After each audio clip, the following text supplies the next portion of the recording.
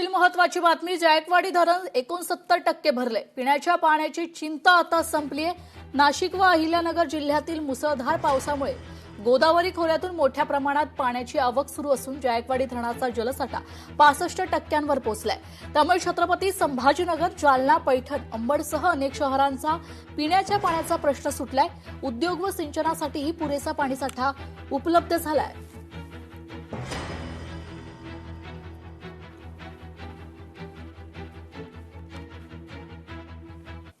पाहूया पुढील महत्त्वाची बातमी। माओवादी मिसिर बेसरा अटकेत आहे। बेसरावर होतं 1 कोटींहून अधिकचं बक्षीस। झारखंडच्या धनबादमधून मिसिर बेसराला अटक करण्यात आलेली आहे।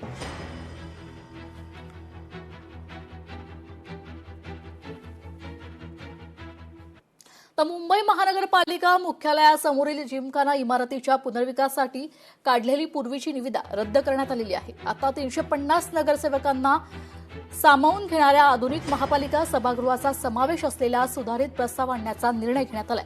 त्यासाठी लवकरच नव्याने निविदा प्रक्रिया राबवण्यात येणार असून यापूर्वी जिमखाना इमारतीच्या पुनर्विकासाचा प्रस्ताव होता।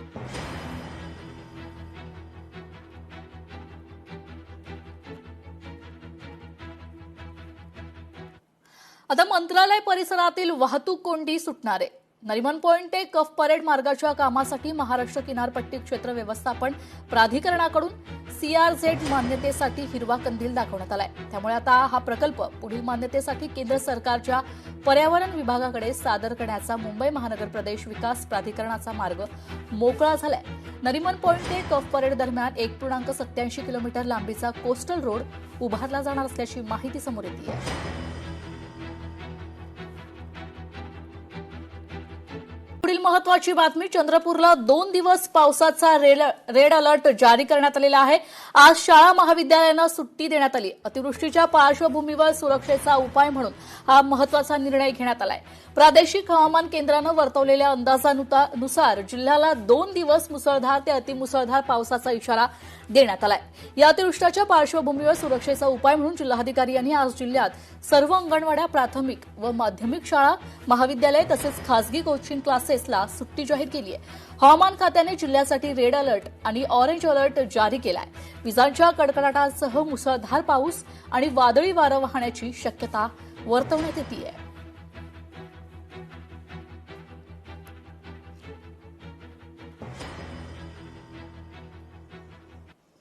पाहूया पुढील महत्त्वाची बातमी। मुंबई महापालिकेच्या सार्वजनिक आरोग्य विभागातील 272 हंगामी पदांना मुदतवाढ देण्याचा प्रस्ताव मंजूर करण्यात आलाय। एकूण 152 हंगामी पदे 1 एप्रिल 2026 ते 31 मार्च 2027 पर्यंत कायम ठेवण्याचा हा प्रस्ताव आहे। सुषमा स्वराज प्रसूतिगृहात 2, डॉक्टर आनंदीबाई जोशी प्रसूतिगृहात 26, माता आणि बालक रुग्णालयात 40, दर्जोन्नत आरोग्य सेवा 31, 13 महापालिका दवाखाने व के उत्तर विभाग अशा 120 विविध पदांचाही यात समावेश आहे। महापालिकेच्या रुग्णालय, प्रसूतिगृहे आणि दवाखान्यांमधील आरोग्य सेवा कोणतेही अडथळा न येता सुरू राहावी, आवश्यक मनुष्यबळ उपलब्ध राहावं व नागरिकांना सेवा देण्यात अडचणी निर्माण होऊ नये यासाठी ही पद कायम ठेवण्याची गरज असल्याचं प्रशासनानं स्पष्ट केलं आहे।